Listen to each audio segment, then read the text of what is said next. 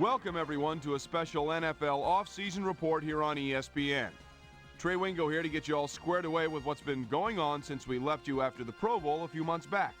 Coming up, we'll set you straight on all the offseason player movement and see who went where. Then later, we'll call on ESPN's NFL draft expert Mel Kiper Jr. to get the lowdown on the upcoming NFL Combine and, of course, to get his opinions on the upcoming draft in April. But first, let's kick things off here by taking a look at the guys in the last few months that have decided to call it a career in the NFL. Rod Woodson has finally decided to hang him up after playing hard in this league for a lot of years. He admitted at his going away that Father Time has finally caught up to him and the game has passed him by. And folks, this guy was a tireless worker out there and a great inspiration for all the younger players he played with. Jerry Rice is another guy, as you see there on the screen, that decided his playing days were over. So we certainly wish him luck with future endeavors. Jay Bellamy had to fight back the tears at his goodbye press conference, but he leaves the game he loves by going out with style and dignity.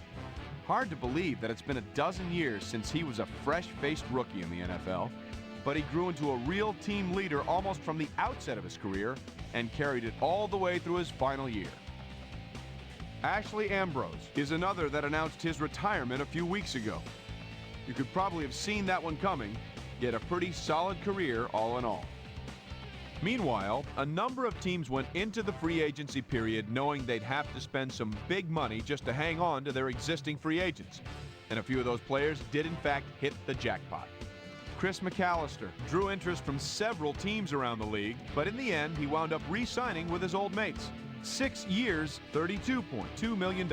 Added on to that, a $3.2 million signing bonus. So this obviously a key signing for him, as they'll keep him in the fold for the next 5 seasons. Marvin Harrison agrees to an extension with his old club, as they'll stick around for at least the next 5 years. Sean Alexander decides to stay right where he is, as he is locked up 6 years, $27.6 million. On top of that, a $2.7 million signing bonus. Matt Hasselbeck will also be staying at his old address for a while, as he's locked up for the next 6 seasons. Mel? Well, Trey, we're going to break down a few players that I think are really going to open some eyes when the Combine kicks off. Brock is a guy that obviously most people feel is going to have a super career ahead of him. 5'11", 237, out of Southeast Missouri State. And this is a guy that could really address some concerns with a good performance at the Combine. But I really feel he should be in the mix regardless because of his great performance his final year in college. Medina is also a guy to keep an eye on. His numbers from the Combine will tell a lot, but he looks to be the kind of guy that's going to draw a lot of interest come draft day.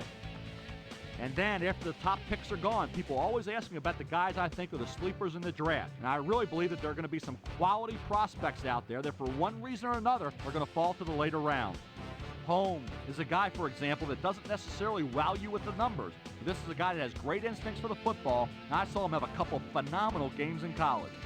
Baker is someone that didn't get a whole lot of attention his final year, but with a good performance at the Combine could really help his standing. So there's just a handful of guys that bear watching over the coming weeks. I'll be back with more as draft day approaches. Till then, I'm Mel Kiper Jr.